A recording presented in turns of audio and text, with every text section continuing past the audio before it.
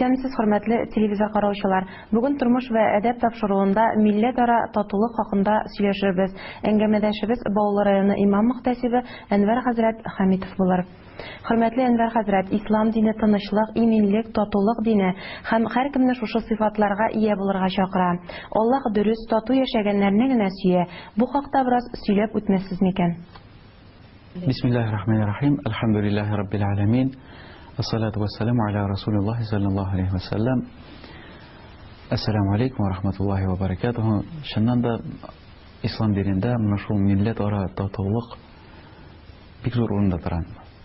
Моңа дәлил итеп Аллаһ Тәгаләнең сүзләре Хуҗрат сүрәсенең 13-нче аятында Аллаһ Тәгалә әйтеп китә: "Мин сезне бер хатыннан, бер ирдән һәм бер хатыннан яраттым ди, соңыннан халыклар, кабиләләр итеп җир өстенә тараттым ди. Сез бер-берегезне тануыгыз өчен, бер-берегез белән мөгамәләдә булуыгыз өчен ди. Һәм дә Аллаһ каршысында сезнең иң хәерлегез ул гөнаһлардан сакланганыгыз ди. Һәм дөреслектә Аллаһ Тәгалә һәрбер нәрсәне белүче ди." Ягъни бу аятта бик әһәмиятле булган бер мәсьәлә. Аллаһ Тәгалә әйтә: "Мин сезнең бөтенегезне дә бер әти һәм бер әнидән яраттым" ди. Шуңа күрәдән дә менә мәсәлән төрле милләтләр арасында теге кайсыр вакытны бер милләт икенчедән хәерлерәк, яхшырак дип әйтергә аның урында калмый. Чөнки әгәр дә тамырын карый торган булсак, без бер гаиләдән дип әйтсә дә була бит инде. Мәсәлән, бер гаиләдә ике брат берсе-берсеннән үзенең нәселе белән яхшырак ничек була алсын ул? Чөнки бер әти әнидән тугач. Һәм Пәйгамбәрбез саллаллаһу алейһи ва саллям үзенең бер хадисендә әйтеп китә: "Асабия өчен, асабиягә кешеләрне чакырган, асабия өчен сугышкан һәм асабия өчен үлгән кеше бездән түгел" ди. Алардан сөйләр: "Я Расулаллах, нәрсә соң асабия?" дип сорагач, Пәйгамбәрбез әйтә: "Ул ди үзеңнең халкыңны башка халыкларны кимсеткәндә хуплау" ди. Ягъни үз милләтеңне башкалардан өстенрәк итеп күрү, башкаларны кимсеткәндә аларны хуплап чыгу, бу шул асабия дигән әйбер дип әйтә.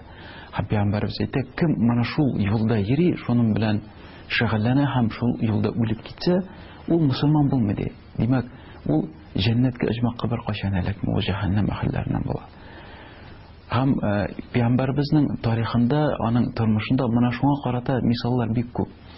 Шулай ук берсендә менә була шундый хәл: Мәдинә шәһәрендә андагы мусульманнарның дошманнары, мөшрикләр бит инде, аннары мунафиклар була. Алар мусульманнарның бердәм булып, менә бер-берсе белән тату яшәп, көчләнеп барганнарны күреп, аңа көнчелек барлыкка килеп, аннан куркып, араларына фитнә кертергә булалар. Һәм бу фитнәне алар ничек, менә әле моңа кадәр, исламга кадәр аларның араларындагы булган дошманлыкны искә төшерер өчен бер яшь балага шигырьләр ятлаттырып чыгарып җибәрәләр кеше арасына. Һәм бу кешеләр арасына чыга да матур итеп шигырьләр сөйләп йөри. Әле элегрәк вакытны бу ике Аус һәм Хаҗраж дигән анда ике кабилә була. Шулар арасындагы булган дошманлык, сугышлар турында шигырьләр сөйли башлый. Бу шигырьләрне ишеткән кешеләрнең теге иске хисләре уянып китә дә бер-берсе белән талаша башлыйлар. Пәйгамбәрбез бу хәлне күргәч, араларына китереп: "Ничек инде сез ия алмыйсыз ди, Аллаһ таләп итә сезне ди, дус итте, кардәш итте бер-берегезне ди.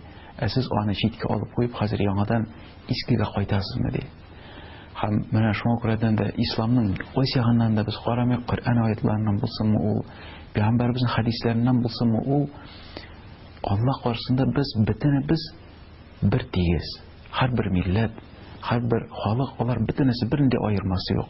Татармы, үзбәкме, таҗикмы, урысмы, гарәпме, французмы, без бөтенебез бер тигез. Фақат нәрсә белән аерылып торабыз? Гөнаһлардан саклану белән һәм изгелекләр белән. Әгәр дә алар изгелекләр күбрәк икән, гөнаһлардан күбрәк сакланабыз икән, димәк, Аллаһ каршысында өстенрәк булып чутлана андый халык, андый кеше. Безнең районыбызда бик күп милләт вәкилләре яши. Алар дус һәм тату булсыннар өчен дин әһелләре тарафыннан нинди юнәлешләр башкарыла? Безнең инде иң күп таралган татарлар һәм урыслар, гомумән әйткәндә бит инде татарлар һәм урыслар һәм без шуңа карата әле Баулы районы Патюшка белән Атакай белән дә бердән узган елны соглашение төзелгән, килешү төзелгән, администрация белән бергә эш яклы бер килешү төзелде. Үзебезнең эшчәнлегебездә, ягъни кешеләрне моны шул изгелеккә чакыруда, теге экстремизмга каршы эшләр алып баруда, моны шул милләт ара татулыкларын кешеләргә җиткезү турында дин ягыннан әлбәттә инде без килешү төзедек. Һәм инде теге чараларыбыз артык күп булмаса да, ниләр бу бер попыткалар булып карады инде. Балаларны ДКда җыеп, менә аларга шундый бер лекциялар вакыйгалар сөйләнгән иде. Менә шул гомумән изгелек турында. Монда кемнедер теге, менә син мусулман булсаң яхшырак буласың, яисә син христиан булсаң яхшырак буласың дигән сүз бармый монда. Фақат менә шул җәмгыятьтә кешеләр бергә тату булып яшәргә тиеш икәнлеге турында.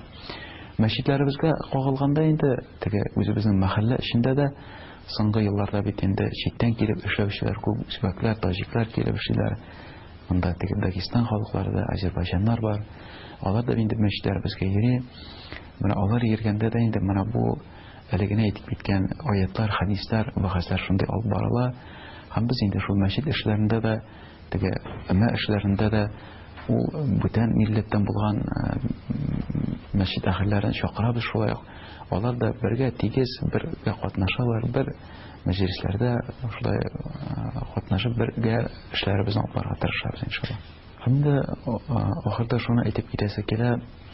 Чыннан да ул менә әгәр дә без тарихны карый торган булсак, гомумән кешелек тарихын теге вакытта булды, великое переселение народов дигән нәрсәләр булды.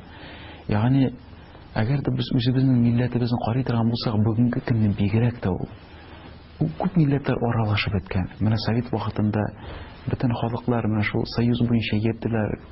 Анда бер милләт икенчегә кияүгә чыкты, өйләнделәр берсе арасына берсе.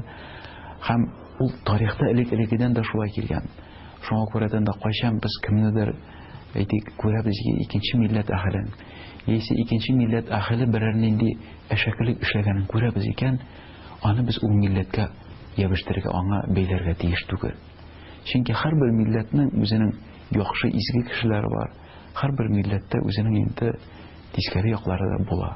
Һәм ул татарда булсынмы, урыста булсынмы, башка милләтләрдә булсынмы, безгә инде һәрвакыт пәйгамбәрбез әйтмешле, син мөнәсәбәт алып барган кешенең яхшы ягын күрергә кирәк. Менә шул яхшы ягына ябышып, менә шуның белән аның белән тату итеп яшәргә тырышырга кирәк иншалла. Ассаламу алейкум ва рахматуллахи ва баракатуһ.